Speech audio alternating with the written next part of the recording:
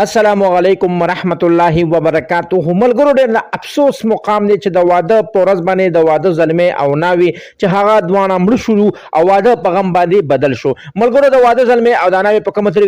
کومه طریقه باندې مړه شو ځکه چې اوس د هغو د کونه دوه جنازې خو ووتې. نو که تاسو ځان د ټول معلومات نه پوره خبرول غواړئ نو که تاسو زموږ چینل کې نوي وئ نو مهرباني وکړئ زموږ د چینل مخه در سره سبسکرایب کړئ او خوا کې ورسره د ټلۍ نشان ووهئ چې تاسو ته زموږ خبر ډېر زر در رسي. ملګرو ډېر د افسوس او ډېر د ژړا مقام دی ځکه چې د جنګ په دوران کې د واده د ګاډي نقصان شوی دی ځکه چې ګاډي د یو کمن لاندې غورځولی دی چې په هغې کې ناوې او د ناوې زلمې او ناوې ناست چې هغه دواړه پکې ډېر بې دردۍ سره خو مړه شوي دي. ملګرو ډېر د افسوس مقام دی چې دوی به دغه تاوان خو کړی وي خو چې د چا په قسمت کې څه لیکل شوي هغه ورته میلاویږي. الله پاک چې د ناوې ته او د ناوې زلمې ته جنت الفردوس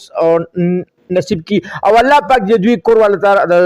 زړه صبر ورکړي ځکه چې دا ډېر د افسوس مقامي ځکه چې په یو کور باندې خوشحالي او بیا د هغو د کونه دوه جنازې وځي. نو ملګرو الله پاک داسې مقام په هېچا باندې هم نه راولي ځکه چې دا ډېر د غم مقامي ځکه چې